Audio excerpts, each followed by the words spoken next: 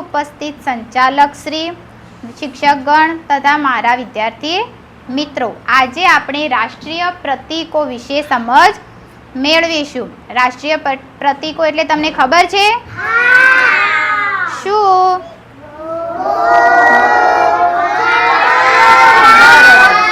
બસ બરોબર. તો આજે આપણે એના વિશે સમજ મેળવીશું. તો રાષ્ટ્રીય પક્ષી, તો રાષ્ટ્રીય પક્ષી શું છે આપણું? મોર દેખાવમાં કેવો હોય? સુંદર. કેવો હોય? સુંદર. અને કહેવાય છે કે પહેલાના જમાનામાં રાજા મહારાજાઓ હતા ને, તેમના શાસનકાળ દરમિયાન મોર શું હતું? એમનું શાહી પક્ષી હતું. શાહી પક્ષી હતું એવું માનવામાં આવે છે. તેથી આજે આપણે ભારતનું આ રાષ્ટ્રીય પક્ષી જાહેર કરવામાં આવ્યું છે. અને પક્ષી મોરનો મુખ્ય ખોરાક શું તમને ખબર છે? મોરનો મુખ્ય ખોરાક ઝેરી સાપ. તે સાપને ખાઈ જાય અને પર્યાવરણને જાળવી રાખે છે. તો આપણું રાષ્ટ્રીય પક્ષી કોણ છે? મોર.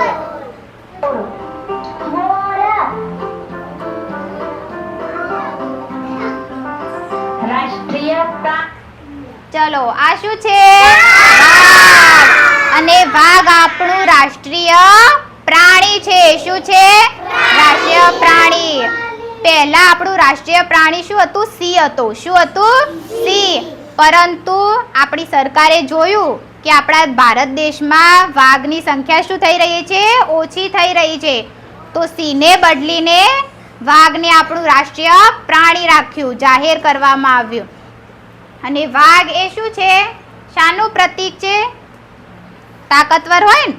વાઘ તાકાતવર હોય, દયાળુ હોય અને શક્તિશાળી હોય. વાઘ એનું પ્રતીક છે. અને વાઘ પહેલા વાઘ ભારતમાં બધે જ જોવા મળતા હતા. તેથી તે આપણું રાષ્ટ્રીય પ્રાણી જાહેર કરાયું.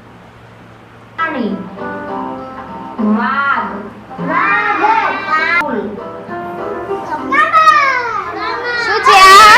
કમળ. કમળ ક્યાં ખીલે? કાદવમાં. ક્યાં ખીલે? કાદવમાં. કાદવમાં ખીલે, પરંતુ એ શુદ્ધ હોય છે. કેમ શુદ્ધ હોય છે? કારણ કે એમને કોઈ પણ આપણે પૂજા અર્ચના કરવાની હોય, કોઈ પણ ભગવાનની કે તો આપણે શું કરીએ છીએ? કમળના ફૂલ ચડાવીએ છીએ ને એમને. તો કાદવમાં ખીલતું હોવા છતાં પણ કેવું એકદમ શુદ્ધ હોય છે. અને કેવું સુંદર પણ હોય છે ને? સુંદર હોય છે. કમળને જો કમળ ગુલાબી કલરનું આવે, પછી સફેદ કલરનું ગુલાબ આવે, કમળ આવે. રાષ્ટ્રીય રમત. રાષ્ટ્રીય રમત હોકી. પરંતુ આને રાષ્ટ્રીય રમત તરીકે ઘોષણા કરી નથી સત્તાવાર રીતે.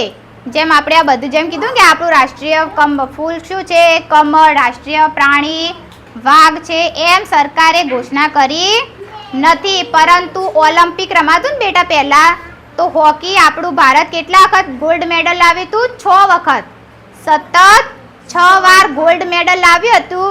એટલે લોકોએ તેને ઐતિહાસિક રીતે રાષ્ટ્રીય રમત જાહેર કરી. પરંતુ સત્તાવાર રાષ્ટ્રીય રમત જાહેર કરેલ નથી. તો રાષ્ટ્રીય રમત હોકી. રાષ્ટ્રીય ગીત. રાષ્ટ્રીય ગીત બેટા. રાષ્ટ્રીય ગીત. જ્યારે આપણે ઝંડો ફરકાઈએ ત્યારે આપણે રાષ્ટ્રીય ગીત ગાઈએ છીએ ને, જન ગણ મન ગાઈએ છીએ. અને એ ગીત કોને લખ્યું છે? એ ગીત કોને લખ્યું છે? રવિન્દ્રનાથ ટેગોરે લખ્યું છે. અને એ 52 સેકન્ડમાં ગવાય.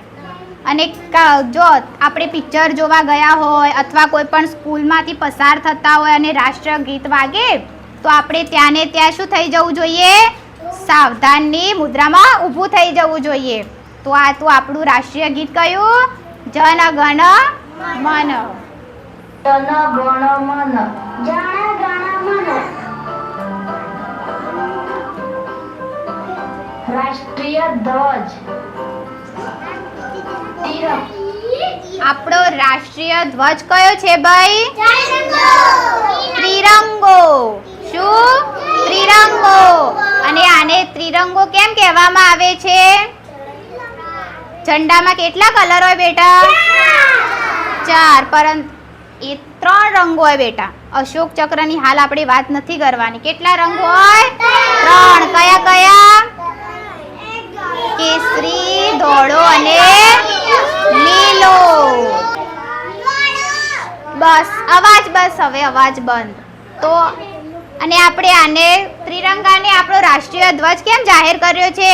કારણ કે આમાં બધી જાતિ અને ધર્મોનો સમાવેશ થઈ જાય છે, એટલા માટે ત્રિરંગો આપણો રાષ્ટ્રીય ધ્વજ બન્યો. તિરંગો. રાષ્ટ્રીય ચિહ્ન. જો રાષ્ટ્રીય ચિહ્ન જે ઝંડાના વચમાં ગોળ આવે ને, સફેદ રંગના વચમાં ગોળ આવે ને, એને રાષ્ટ્રીય ચિહ્ન કહેવાય. અને એને શું કહેવાય? શું નામ છે એનું? અશોક ચક્ર. અને બેટા આ અશોક ચક્રમાં જે ધારીઓ દેખાય છે ને તમને, લીટીઓ, એ કેટલી હોય? 24. કેટલી હોય? 24 લીટીઓ હોય. ચક્ર. અશોક ચક્ર.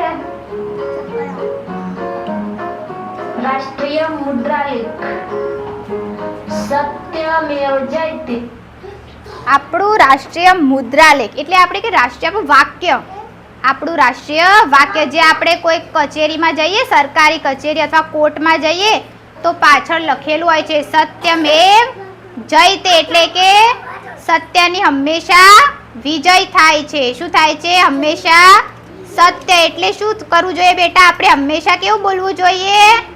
સાચું બોલવું જોઈએ કે ખોટું બોલવું જોઈએ? સાચું બોલવું જોઈએ. અને આપણો રાષ્ટ્રીય મુદ્રાલેખ પણ છે કે સત્યમેવ જયતે. દેરથી પણ સત્યનો હંમેશા વિજય થાય છે. સત્યમેવ જયતે.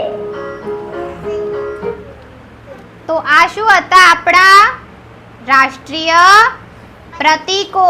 ચલો, કોઈને સમજણ ના પડી હોય એવું કોઈ ખરું બેટા?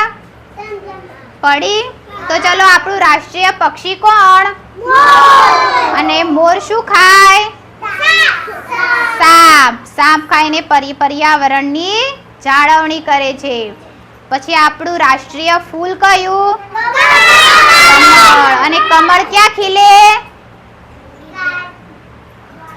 કિચડમાં, કાદવમાં. તો પણ કેવું હોય? દેખાવમાં કેવું હોય? સુંદર હોય. ચલો.